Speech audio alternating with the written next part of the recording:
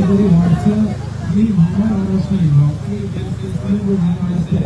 առաջնային նոմերը։ Ժողովուրդը հիշում Գյումրի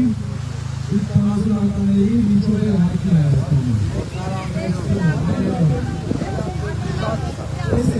Հայաստանը միակ երկիրը, որտեղ այն գործարանները, կարի ֆաբրիկաներ շատ չեն։ Ինչու շատ չեն Հայաստանում կարի ֆաբրիկաներ, որովհետև երկիրը կտոր չի արտադրում։ Որ բային երկիրը կտոր արտադրեց, կարի ֆաբրիկաները կտոր բուժիքն արտադրեց։ Կարի ֆաբրիկաները երկրում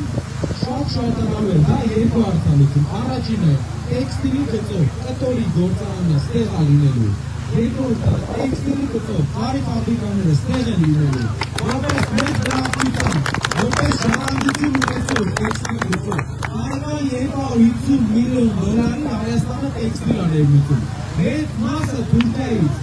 Պատճառը այն է, որ երկիրը չունի կտորի արտադրանքը, որը ուներ Գյումրին 40 տարի առաջ։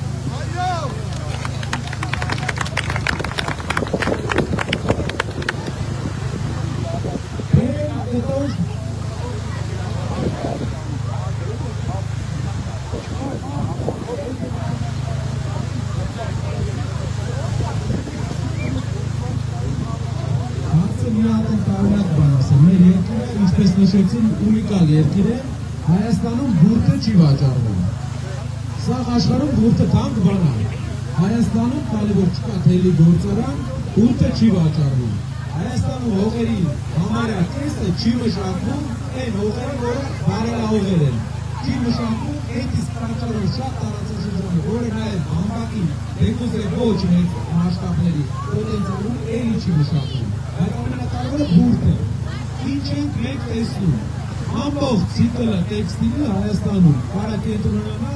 այս քաղաքի վրա, քանի որ դրա համար պետք է մեծ բնակչություն, դրա համար պետք է որ ժամանակի մարդիկ փորձ ունեցած լինեն դրա մեջ, ու դրա համար պետք է երկիրը պահանջարկ ունենա դրան։ Հայաստանը 220 միլիոն դոլարի արդեն մենակ իր համար պահանջարկ ունի։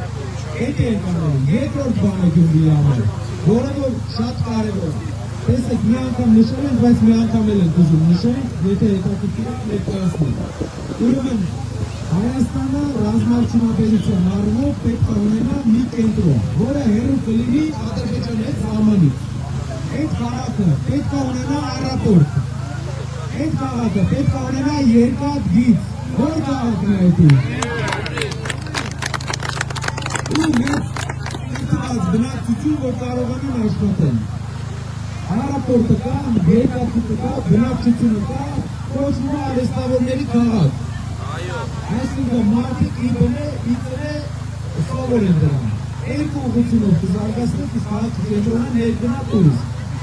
Շնորհակալ եմ։